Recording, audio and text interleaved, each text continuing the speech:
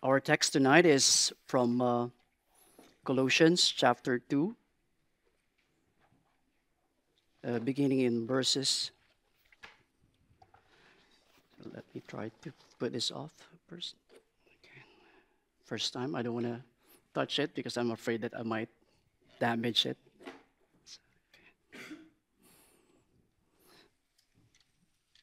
All right. Help us, Lord. So, Colossians chapter 2, beginning verses 1 up until 5. Starting in verse 1. For I want you to know how great a struggle I have for you and for those at Laodicea, and for all who have not seen me face to face, that their hearts may be encouraged, being knit together in love, to reach all the riches of full assurance of an understanding and the knowledge of God's mystery, which is Christ, in whom are hidden all the treasures of wisdom and knowledge. I say this in order that no one may delude you with plausible arguments. For though I am absent in the body or in body, yet I am with you in spirit, rejoicing to see your good order and the firmness of your faith in Christ. Thus far, the reading of the word of the Lord. May His grace be added upon to it, and His Spirit guide us to know what He would want us to learn tonight. Good evening once again, brothers and sisters. And I picked up on this text, specifically having the foresight that this morning will be exhorted with Revelations chapter 3 and the letter of the Lord, what He says about the church in Laodicea. And as we have heard from Pastor Ejimar this morning, how serious the situation was with them, that they look into their hearts and see value in it and be contented with it. As I was saying, they have too high of an assessment of themselves and too low of an assessment of the Holy God. And so since that letter that we have studied somehow have a connection with Colossae, since Colossae, Laodicea, and Hierapolis, as they call it, would be the tri-city. So they're like near with amongst each other. And so the problems that could have been in Laodicea highly possibly be true as well in Colossae. And so when that happens, we are exhorted by Paul not to look into ourselves, but to look into the Holy One, to look into the one who is sovereign, as it is written in Revelation chapter 3. So this, I would want to start with a quote from Dr. Richard Sibbes, who have something to say about people in Germany who have been practicing the form of piety as a version of the Puritans, but a form of piety that is centered on themselves, doing good works, doing all of these things, but really are divorced or is divorced with the true gospel of the Lord Jesus Christ. And he would say something like this, and much more so, maybe we could say it to ourselves as we contemplate on ourselves. Often I think with thyself, what am I? A poor sinful creature, but I have righteousness in Christ that answers all. I am weak in myself, but Christ is strong, and I am strong in Him. I am foolish in myself, but I am wise in Him. What I lack in myself, I have in Him. His mine and His righteousness is mine, which is the righteousness of God. Which is the righteousness of God-man, being clothed with this, I stand safe against conscience, hell, wrath, and whatsoever. Though I have daily experience of my sins, yet there is more righteousness in Christ, who is mine, and who is the chief of 10,000. There is more righteousness in Him, that there is sin in me. This is a wonderful reflection of looking into ourselves and see for who we really are and for who really Christ is. That we are poor, wretched, shamed, naked, as the real situation and status of the people that are in Laodicea, as we heard this morning. And so this also highlights who Christ is and who the Lord is in our lives, that we should always focus our eyes and our gaze upon Him, that as we look upon ourselves and as we look with each other, seeing imperfections, ability to hurt one another, and would always divert and say, go back to the Lord and say, Lord, thank you for your grace, that I would not think too much wrong of my brother and of my sister, that I would think of myself too highly than I should ought, and I should just look back to you and focus my eyes on you and humble myself.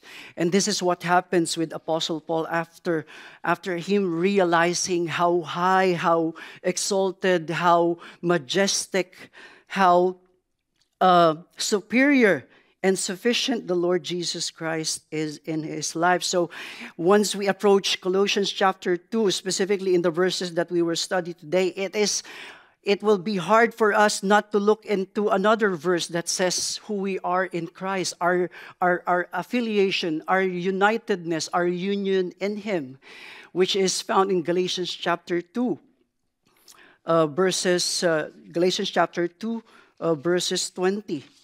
That is who we are. That is our true identity.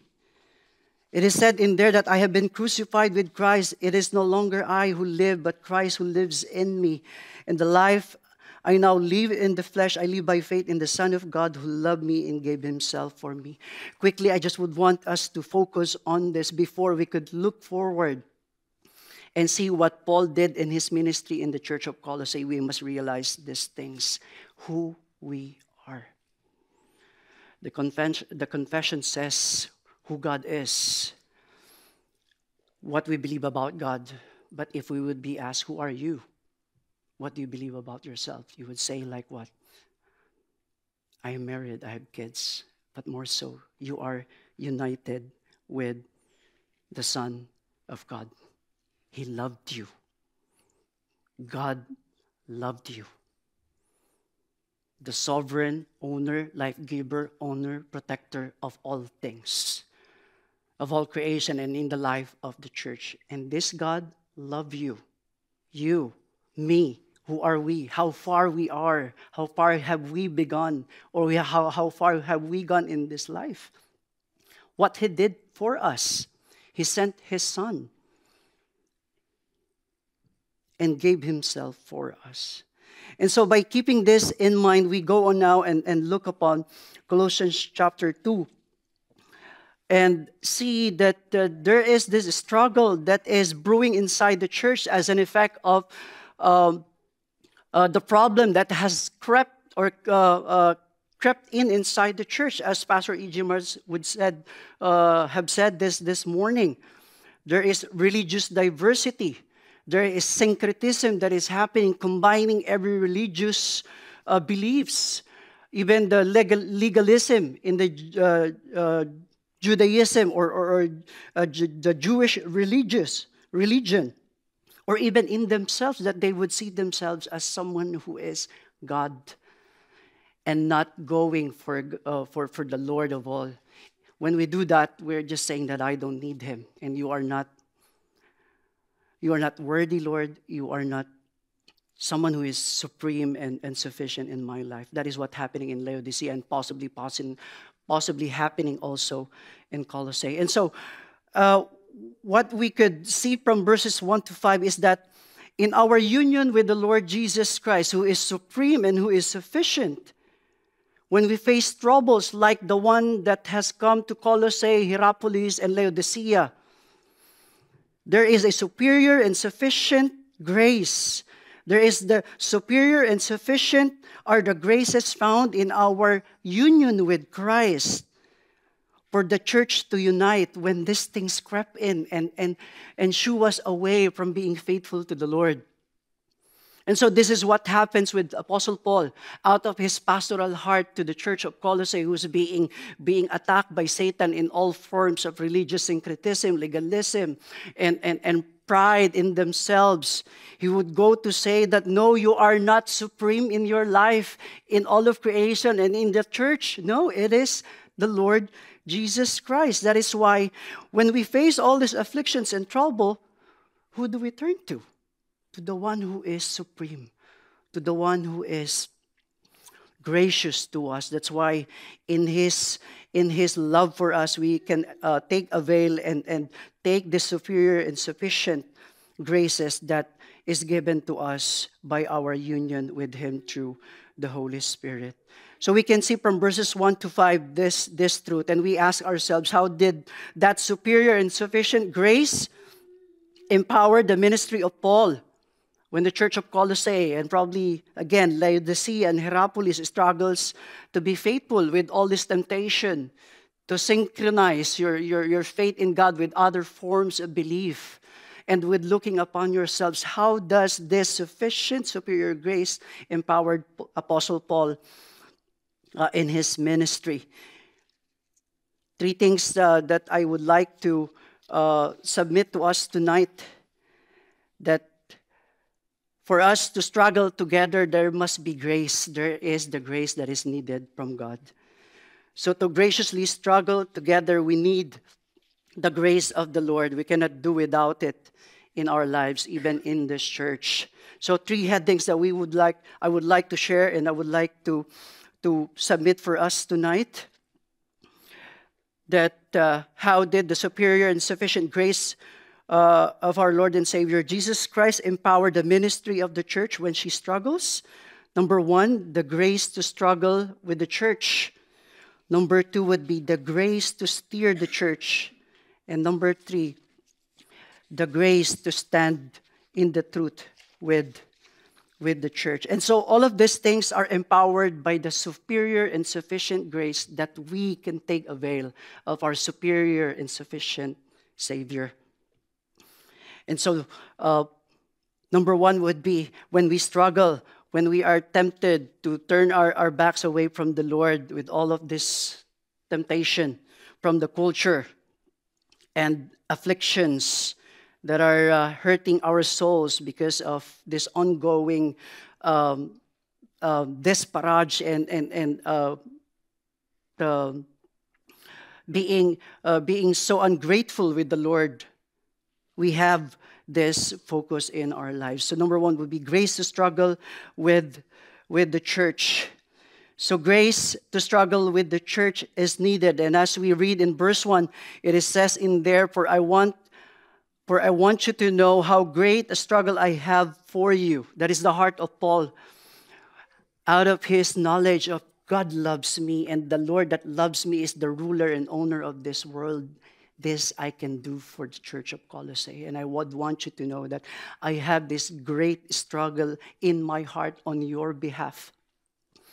Not only on your behalf, but also for those that are in Laodicea. And he goes on to say, for all who have not seen me face to face. So maybe that is Hierapolis. We don't know if he visited it. Maybe since he is the apostle to the Gentiles, he is also shouting to us in so many years apart, saying that I have this great struggle for you, Covenant Church. I want you to know that I have this great struggle for you, for Laodicea, and for all that who have not seen me face to face. What does he mean when he say that I have this great struggle? Two sides of a coin, so that we could understand this struggle that is in the heart of Paul, that is being driven by the grace of the Lord, who is sovereign and who is supreme in his life. Number one is in the sense of an assembly. In the Greek language, the word struggle is agona. It is pertained to an assembly that meets, a gathering of people like us, like many people who usually gathers. And I could not think of anywhere that is near to this other than the gathering of the New Zealand public when All Blacks would go to Mount Eden or would even go to Mount Wellington. I don't mean to drag it as we know what happened, but let me just, and I hope no one would tackle me down here. So struggle means to say to be an assembly. To be an assembly that meets, or a place of contest. It is described as an arena, a stadium. It is a place. It is a place where the All Blacks is. It is the place for the public of New Zealand that would say, I am united with this wonderful team. We have our affiliation with him. We have our love for this wonderful team. And we somewhat connect our hearts to this. We show up, you show up, even though how traffic would it be, even though sometimes how expensive would the ticket be. You show up, you go into that place. You are more than willing to take on the traffic, the noise, all of these things that is related to gathering in such a big place, but you show yourself in there. You are present in there. You are saying that I am part of this team. I am connected with this team. And this is, I believe this is one of the pride of New Zealand, the All Black team, right? Am I correct? And so that is what the word struggle is saying to us. When Paul says grace, we need the grace to struggle with the church, is that we have to show up for someone. We have to be there for someone. We have to be in the place for someone who is struggling in their lives, who needs the light of the gospel, who needs the encouragement of the supreme, sufficient, powerful Christ and God that we have. Also, it is like as I have said, it's like Mount Eden Park or Sky City Stadium, that you would be more than glad with all of this game to be in that place than any other thing yesterday or even like the previous Saturday. You would even buy your ticket to go to Wellington and just show up in your support for the All Blacks. And I was looking for some materials to illustrate this affiliation, for that connection, for that desire to show up, for that desire to be the presence of God in someone's life, to be the presence of Christ in someone's life. And I came to stumble with the number 7 jersey, the open, what do you call that? Open side flanker. Is that correct? Must be able to do all of these things. And as I listened to the interview when he was named to be part of that lineup or team in Mount Eden, he says that he was asked actually in 3 times with the question, what kind of pushes you, what inspires you? Do you have anything that kind of boosts you up before you go into the game? And I was really surprised and glad that R.D. Savea would say thank you to the Lord after that game. And even before the game, he would sip a coffee with the Bible in his hand. And even after that, 3rd question was thrown at him. What goes in your mind? What drives you from test match 1 to test match 100? It was his identity in the Lord Jesus Christ. Someone, a manager, I forgot the name, came to them and talked to them.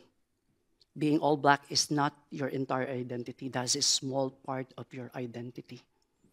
Then he goes on to say, your identity is that you are a child of God. You are the one person who is mentioned in Galatians chapter 2, verse 20. Loved by the Lord. The Lord died for you, and he put his life in you, so that you could love others as well. And you could be like Paul, expressing his love for Colossae. There is much grace needed so that we could struggle together, be in the place, be in the presence of those people that are needing the love, the good message, the wonderful grace of the Lord in our lives. That is our union with the Lord Jesus Christ. And also, the word struggle would mean to say something that signifies our union with each other, with the people of God. To be united with Christ is to struggle with the church. And so the word struggle is something like the assembly of the Greeks at their national games, or being in that game. Could you imagine yourself last Saturday or even this Saturday when South Africa was really punching down the line, and as if All Blacks couldn't do anything. They scored first, right? But after that, it was massive. Again, I don't want to humiliate anyone, but I don't want you to tackle me. I just wanting for us to realize this, that they are struggling with each other. The scrum is amazing. The hooker is amazing. The two persons at his back is amazing. And as they clash with each other, that is what the picture is being shown in here. To be united with Christ is to struggle with the church of Christ. So we have to show up. We have to be there. We have to struggle with this person. As Paul is saying to us, this is the great struggle that I have for you, Covenant Presbyterian Church.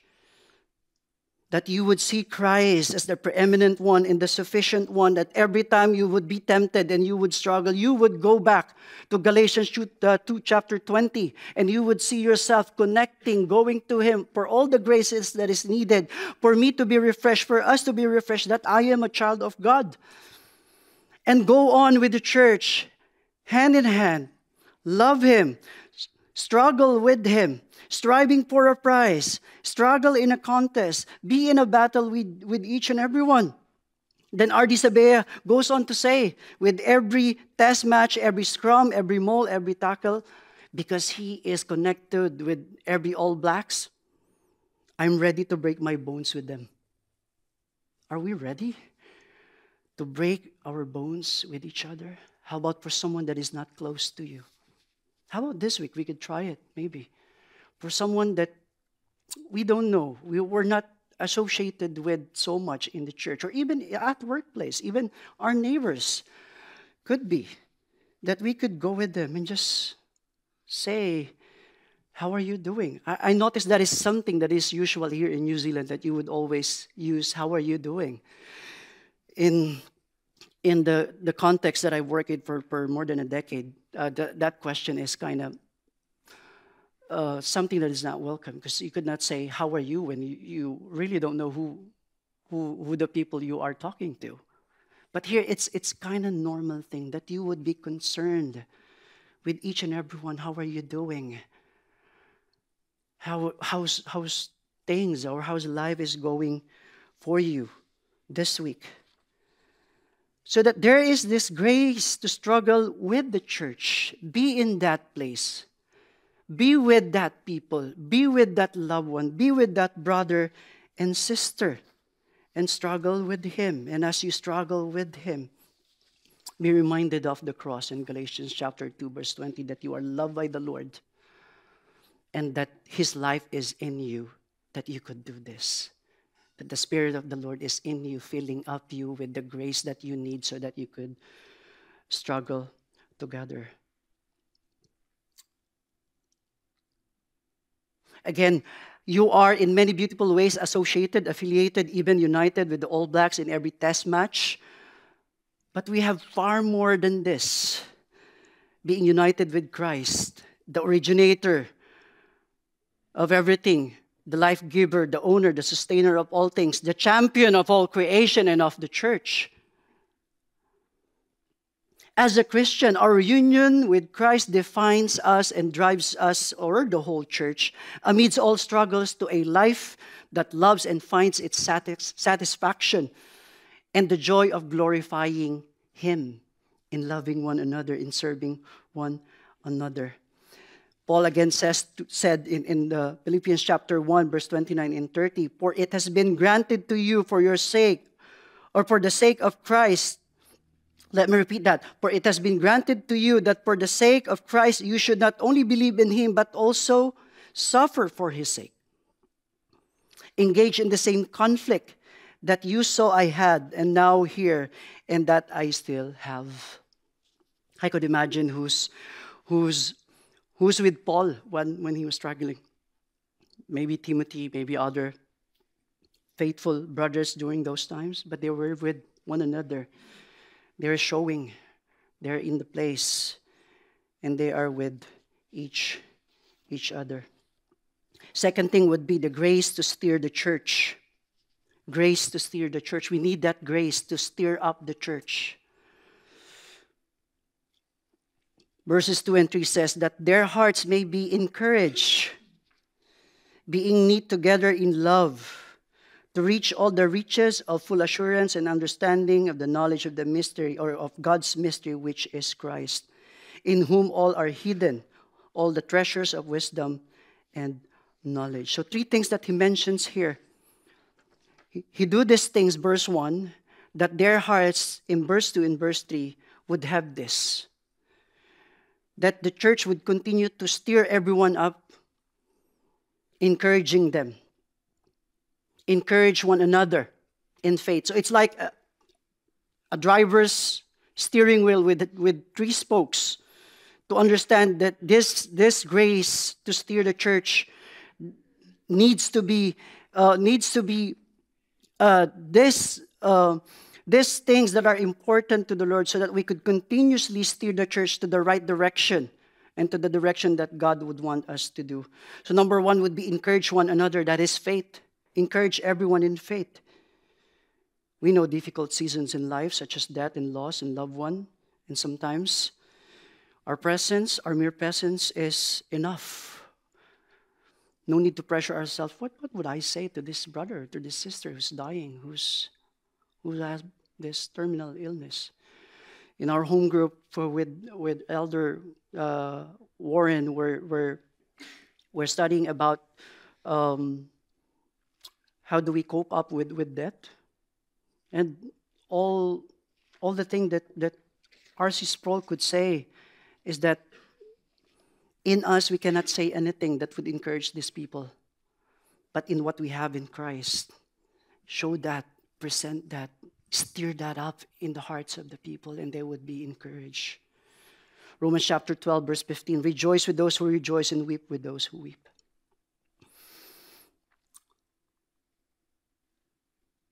Is our basis of God's love for us is when everything seems to be going well materially. Sometimes people who undergoes sudden death and loss, and I don't pretend to understand what's happening inside of a person who have lost or who have terminal illnesses or such illnesses, they would go to question God. Does God love me? Where is God in all of these things? But we don't have the answer to that.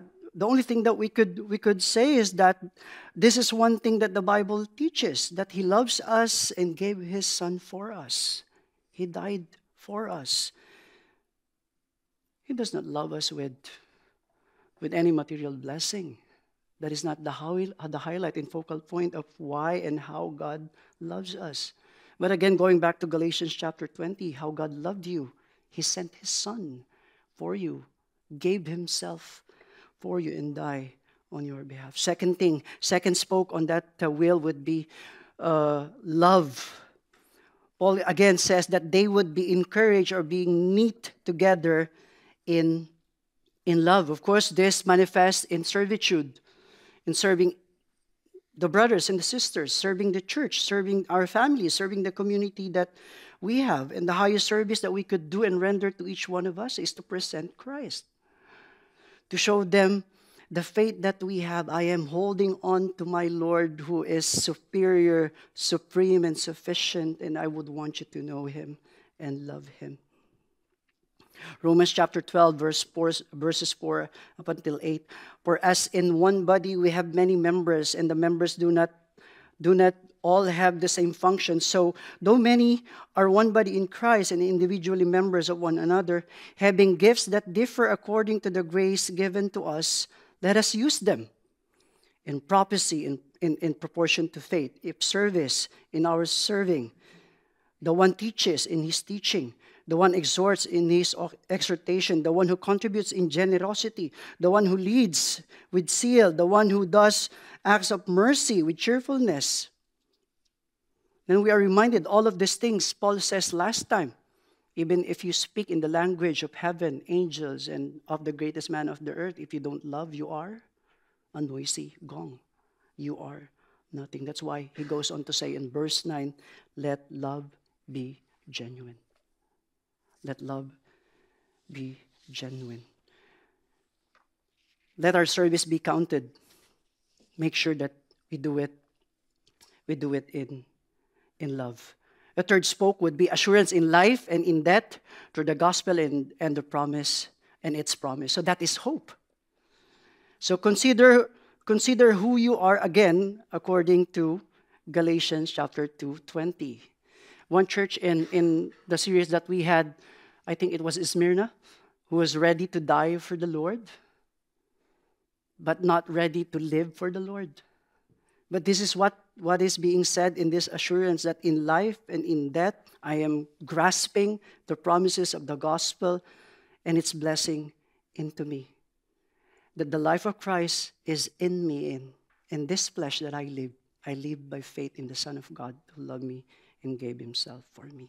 So Apostle Paul believes that when every ministry in the church is steered to rely upon superior and sufficient grace that richly flows from the right understanding of who we are in Christ, who Christ is, our supreme and superior sufficient Lord, she will face trouble, but she will be victorious. Covenant will be victorious. That is not my promise, that is the Lord's promise. Covenant will be victorious, and the gates of hell shall not prevail against it. Again, this three, faith, hope, and love, that is mentioned in 1 Corinthians chapter 13, must be what? Remaining all throughout until the Lord Jesus Christ comes to us. And we do this, we can only do this by the grace that the Spirit of our Lord and Savior Jesus Christ gave us upon our knowledge and being reminded every time who we are as we are united with Him. Stir up love. Stir up the love for the Word. Make the Bible the focus of everything in families, in all of our engagement. Let the Word be the focal point, because that is where we understand that faith grows. That is where in the Word of God we understand how Christ loved us, and that is also where we understand and hold on to what hope He promised in us. He promised into the gospel. The third thing is the grace to stand in the truth with the church. This is the grace to stand in the truth with the church. Verses 4 and 5 says, I say this in order that no one may delude you with plausible arguments. That is what is happening in Laodicea. People are having this wonderful thoughts of economy and richfulness and success in life because they are rich. Maybe 10 ways to be financially free, to be stable, and to be rich, and that. Maybe all of these things. And they are convincing people, and it had crept inside the church. But we are being warned to stand up, do not sleep. That in order, that Paul is saying, that so that no one may delude you with plausible arguments, you need to stand in the truth of God. Like the Bereans, when Paul came to them, they were auditing what Paul is saying with the Word of God. And so Peter also says, test every spirit, or John says it, and Paul says to Timothy, guard the deposit of faith. Because lie already made its way even inside the church. And so Paul is saying you have to realize this, that the lie of Satan, his cohorts, are even sometimes inside the church, making war with the church, and we don't have any idea. Sometimes we don't care, or we don't have that desire to to stand up against these forces. Second would be a truth leads to ordered life.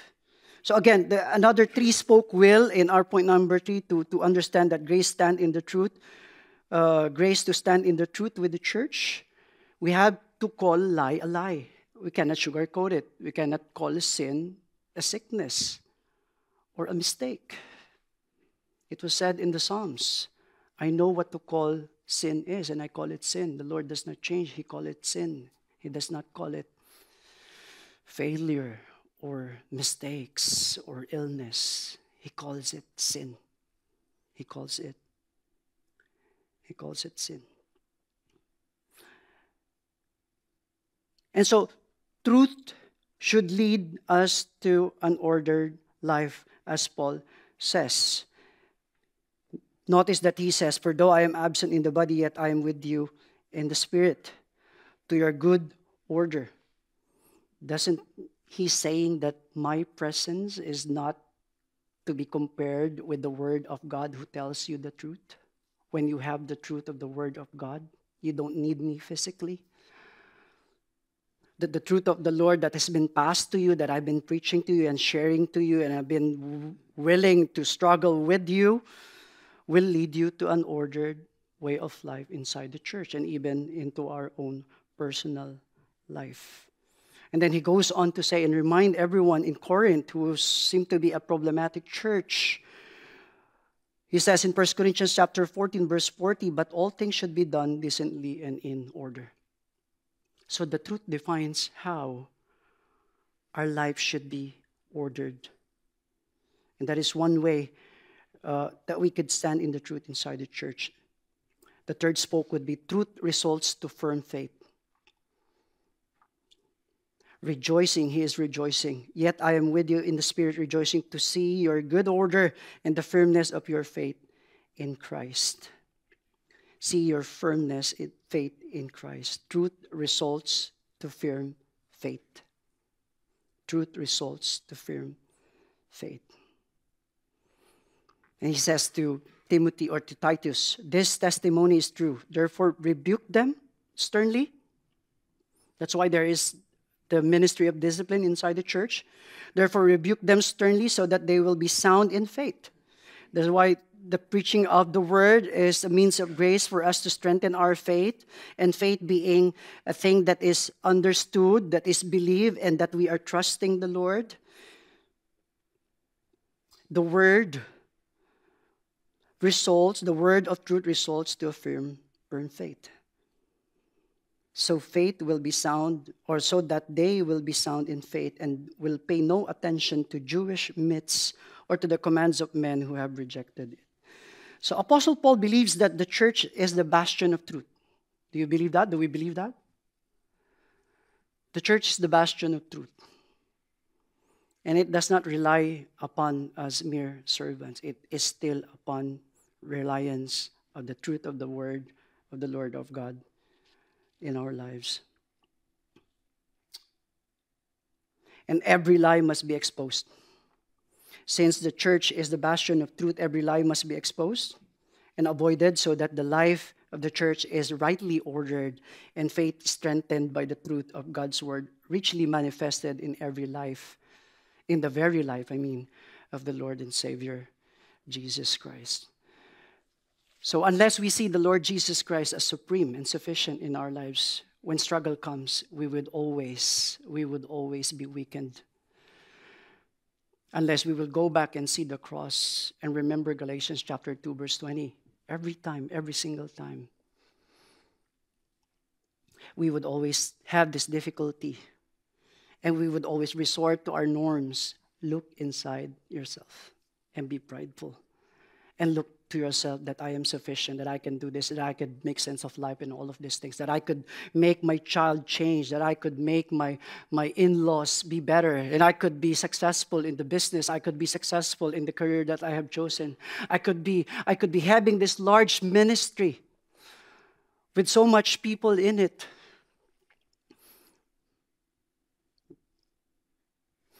But unless we see that the King of Kings is seated on this throne,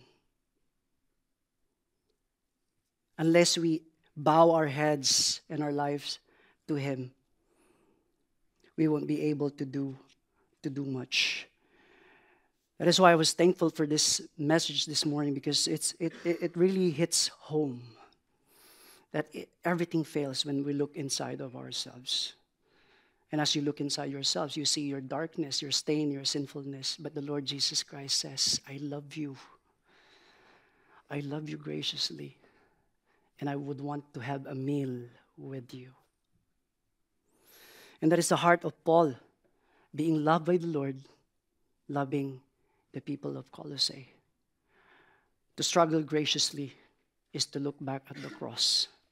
To struggle graciously is to seek and avail of that grace that is superior and sufficient, that can only be found in the cross of Christ, our Lord and Savior, Jesus Christ. May the Lord keep that in our minds and be the center and focal point of our lives this week. Let us pray. Heavenly Lord God, our Father, we thank you for such who we are, wretched, poor, naked, shameful.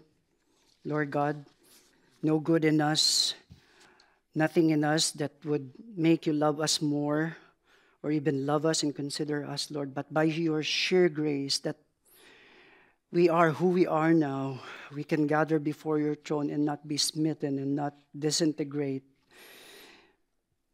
Lord God, thank you for your grace. Thank you for your love for us, Lord. And let your Spirit, Lord, work in our hearts tonight as we go about, Lord God, and continue to finish the day, Lord God,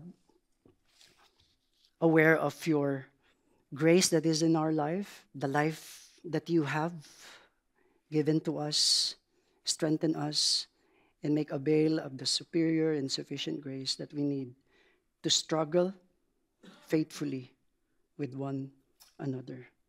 We thank you, Lord. We bless your name. In Jesus' mighty name we pray. Amen.